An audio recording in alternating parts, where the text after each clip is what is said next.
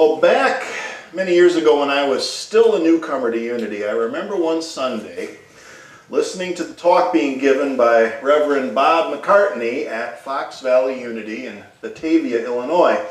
And he was saying that one of the more difficult things for people to accept in Unity, newcomers especially, is the degree of personal responsibility that our teachings require.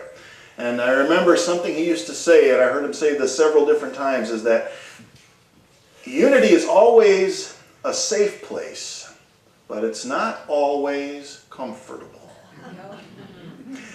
Everybody wants power, but responsibility, not so much. That's where I think the sense of discomfort starts to rise up. In our culture, we tend to regard responsibility as a burden rather than something that really should be empowering, I think. And today we're going to be talking about a very specific type of personal responsibility, which is taking control of the content of the mind. There's a publication from Unity Worldwide Ministry that describes some of our core teachings, and in one of the paragraphs you will see this. Unity emphasizes the creative power of thought in our life experience. We refer to this as the law of mind action.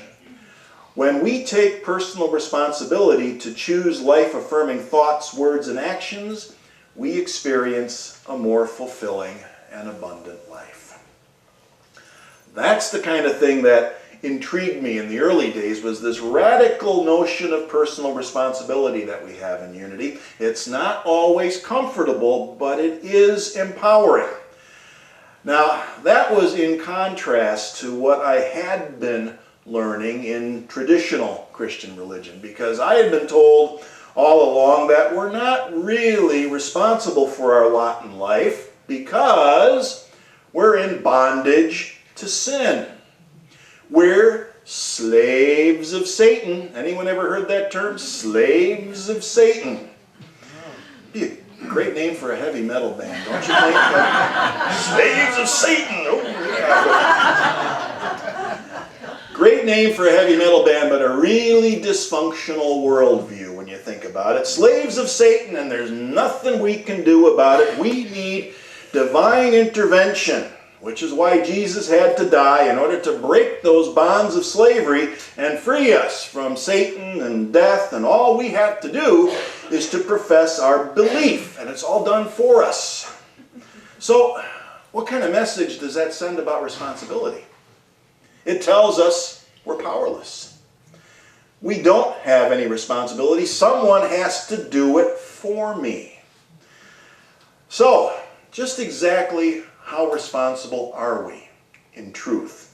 How responsible are we for what goes on in our lives? Or maybe the better question here is, how responsible do we really want to be for what goes on in our lives?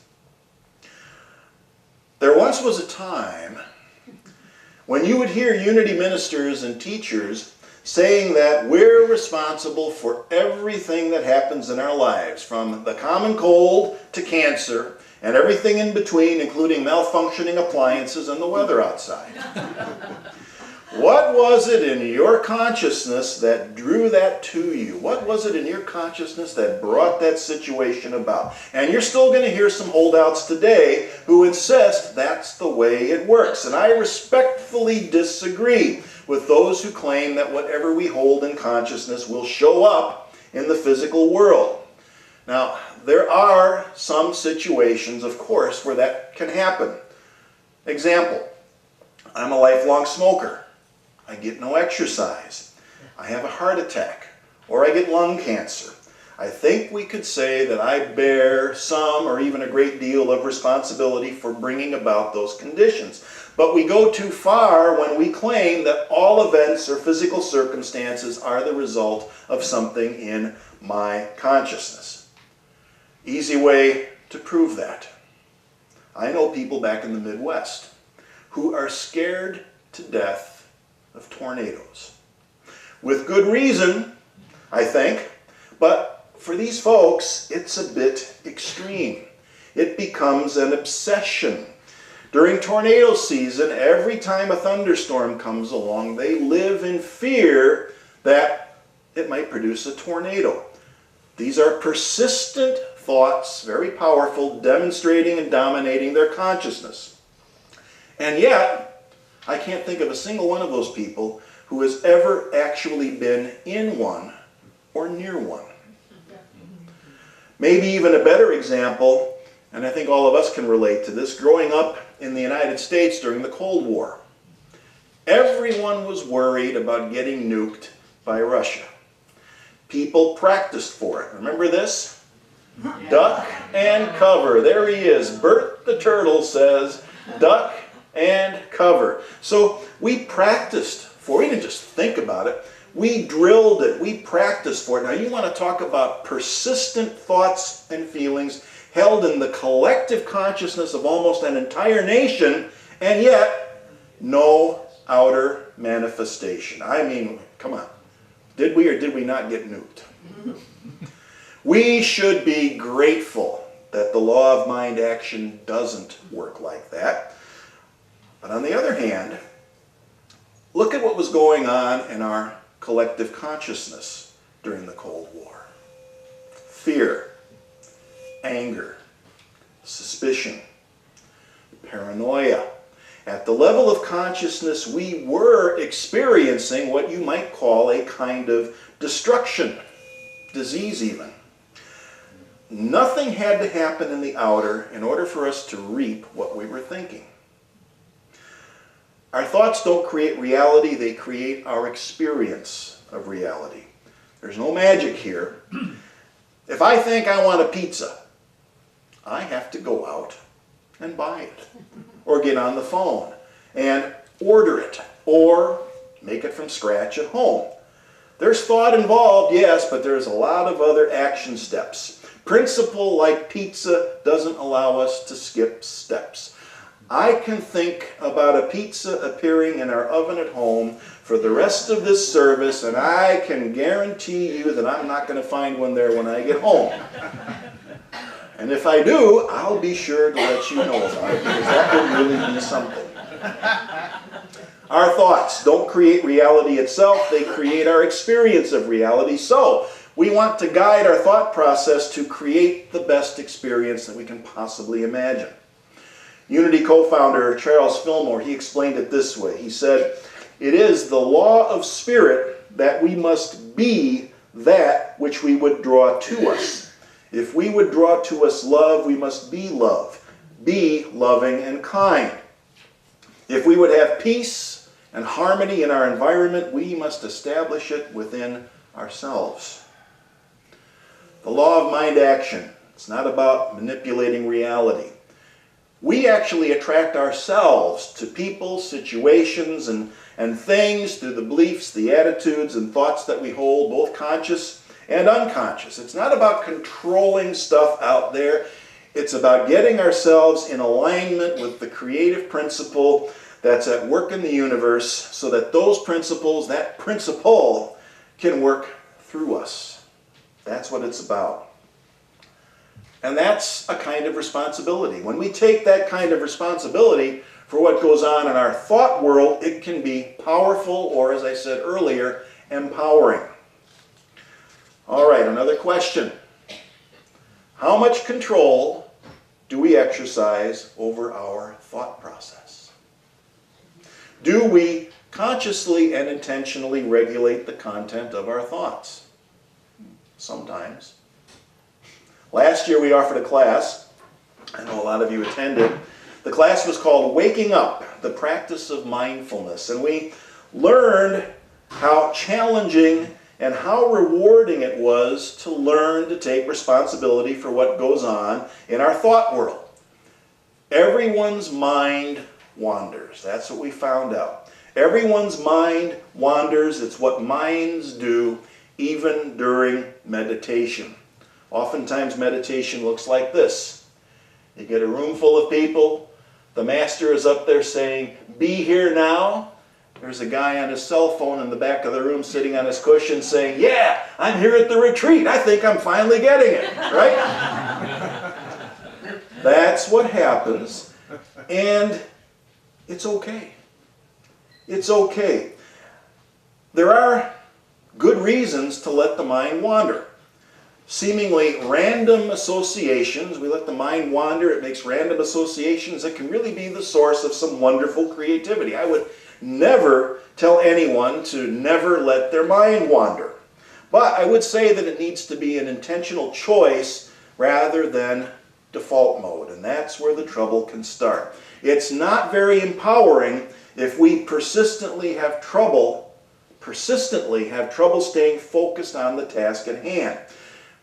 When it gets down to making the leap from creative thoughts to reality, it's a real problem when the wandering mind wants to rehash an unpleasant conversation from last week, right? There we are, we're trying to write a proposal, we're trying to paint a picture, build a piece of furniture, whatever it is we want to create, and we're reliving something from last week. It can be frustrating. As part of the class last year on waking up, I shared the results of a study that was done back in 2013. This guy here named Matt Killingsworth was doing a research project for his PhD at Harvard. He was studying happiness, or more specifically, what are the major causes of human happiness? Everybody knows that things like sufficient income, good relationships, good health are all important factors in having a happy life, but what he found was that those things were relatively minor factors. There was a lot more to it than that. So, he devises an iPhone app, and it was given out to over 15,000 people, ranging in age from 18 to 80. And all these people represented every single one of the recognized occupational categories. They lived in 80 different countries. And I'm not a real expert on these things, but that sounds like a pretty healthy and diverse sample for statistical purposes. So this application on their phone, it would buzz them at random times during the day. And then they would get a text message, several text messages actually, with some questions. The first thing they would be asked is, what were they experiencing? What were they doing? Or what was their experience just before they were contacted? And then one of the key questions that would follow up would be, are you thinking about something other than what you were currently doing? That was the question. Over the course of this study, they obtained 650,000 responses. Here's what they found. He said it this way. He said, first of all, people's minds wander a lot. 47% of the time, people are thinking about something other than what they're currently doing. Consider that statistic the next time you're sitting in a meeting or driving down the street. Driving down the street, that's the, yeah, we're standing up here. That's on average, by the way, 47% on average. The range was 65% when people are doing mundane things like showering or brushing their teeth, all the way down to a low of 10% during a particular activity which I will leave to your imagination. And then after that, they would ask another set of questions that was designed to assess their level of happiness. After they find out what were you doing, were you thinking about something else, then they ask questions about what is their level of happiness. And this was really interesting. This is where it all starts to come together. People are less happy when they're mind wandering, no matter what they're doing. People are less happy when they're mind wandering, no matter what they're doing. Here's what it looks like on a simple graph. Focused on the present, happiness is higher. Mind wandering, happiness is lower. True for every activity, even the least enjoyable. Very interesting. What they concluded from this is that mind wandering is a cause of unhappiness, not a consequence. A lot of times we think that we're unhappy, that we're unhappy because our minds wander. or I'm sorry, the other way around, that mind wandering causes unhappiness rather than the other way around. So, responsibility. The more responsibility we take for directing the content of mind, the greater our sense of happiness and well-being. That seems to be what it comes down to. And again, doesn't mean that we have to stop all mind wandering. But we need to be in control of when that happens. When we need to be focused, and here's, you can imagine how the unhappiness can follow that way. When we need to focus and we're distracted, that's not fun, is it? We can get frustrated, we can get irritated. And isn't it kind of interesting, because when we're trying to focus on something, the thoughts that are vying for our attention, our mind wandering takes us into not so pleasant places, right? The thoughts we encounter when we're mind wandering, when we're trying to stay focused on a task, they tend to be negative. Things like regrets, worries, anxieties. When we're trying to complete a task and we're beating ourselves up, or we're reliving an argument from the past, that's no fun. So it does make sense. So today I'm going to give the last word to a Buddhist monk who has a lot to say about happiness. In fact, he's been the subject of many studies. You'll see these pictures of a Tibetan Buddhist monk with his robes on, with all these probes, electrodes on his head, and they're studying what goes on in the mind of someone who is meditating in terms of their happiness and contentment. He's been the subject of all these different studies, and scientists refer to him as the happiest man on earth, I guess. That's kind of the, at least the marketing anyway. He's a French Buddhist monk named Matthew Ricard. Interesting story. He started out as a biochemist, left all of that behind to become a Tibetan Buddhist monk, which means he's taken the vows of poverty and celibacy and all these other things. And you might say that he's made happiness his specialty in the same way that Brother David Stendhal-Rast has made gratitude his specialty. So he's kind of the go-to guy on happiness. And here is his definition of happiness. He describes happiness as a deep sense of flourishing that arises from an exceptionally healthy mind. A deep sense of flourishing that arises from an exceptionally healthy mind. Flourishing, thriving, right? They mean essentially the same thing. And when we think about this on a deeper level, it's not as self-centered as it might sound at first, because this might all come across as all about me, all about my happiness. But isn't that where it has to start? Isn't that where it has to start? Once we get control over our own thought process, then we're in a much better position to be an example in the world and to be able to work toward helping everyone to thrive. That's the real power of responsibility. See you next week.